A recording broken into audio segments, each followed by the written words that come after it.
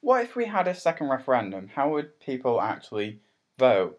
Well, a second referendum is on the cards now more than ever before. A survey of Unite, Unison and GMB members reveals 2-to-1 support for a second referendum. Labour might well bring up a possible solution in its party conference in October, and a poll by Independent showed amongst the public that 21% of Tories, 58% of Labour and 67% of Liberal Democrat voters wanted a second referendum.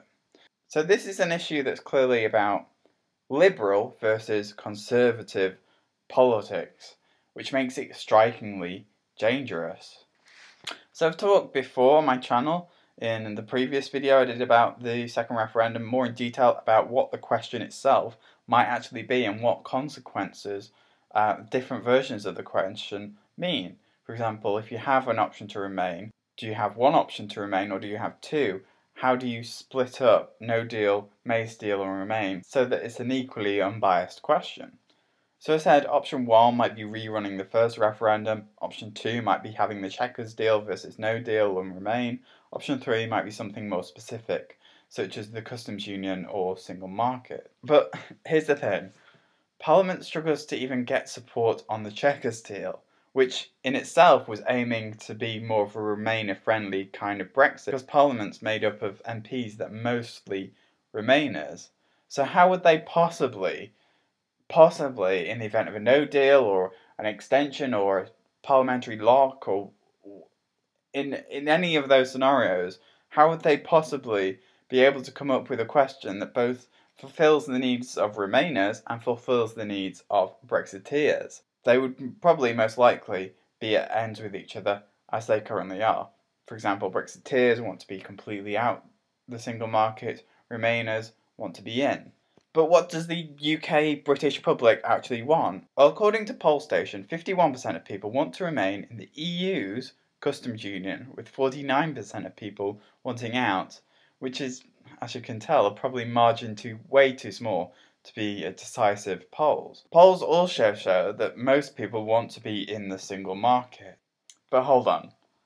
We all know polls can be wrong and irrelevant anyway. We voted to leave the European Union, so regardless of what polls say, we must leave the institutions and rules that came with the EU, right?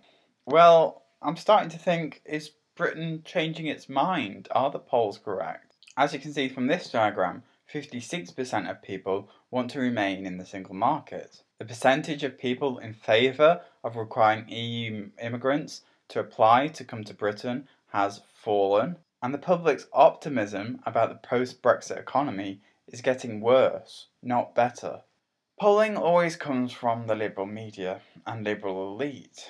It tends to be conducted online where younger people hang out and the older generations aren't. A poll never really accounts for the quiet majority who are so enraged and tribalistic they don't participate or engage in these surveys. That's why I think a second referendum isn't going to happen.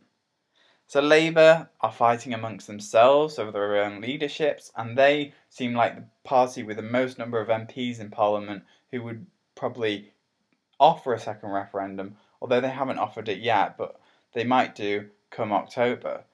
Many Labour voters voted leave anyway, so it might not happen anyway because of that disparity between what momentum and what the Labour MPs want and what the Labour voters actually want. Again, a political party is there to get votes.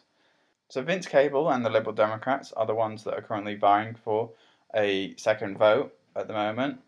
But like I say, Vince Cable seems too old to be an appealing leader and a vote option.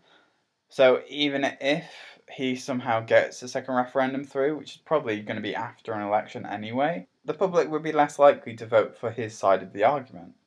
And of course, he's just made David Cameron's mistake of announcing his resignation before he's actually left, because he said he would resign post-Brexit. And of course, Cameron and Cable both wanted to remain, and therefore could face the same kind of backlash route that Brexit originally was.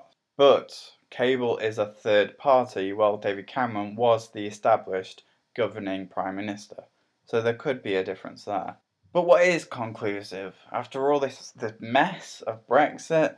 Is there anything we can decipher from what the people wanted? Well, it's clear to me that people of all sides are sick of establishment incompetency, and they want what they voted for. So Remainers want to remain, Leavers want to leave. But here's the thing, Leave won. So any second referendum would and should have to take that premise into account. Otherwise it becomes a very confusing mess of constitutional conundrums where you've got a Leave and a Remain vote. But at the moment, the only people wanting a second referendum are the Remainers, apart from Nigel Farage. So for me, a second referendum doesn't solve anything. But let me know your opinion in the comments below, join in the debate and subscribe.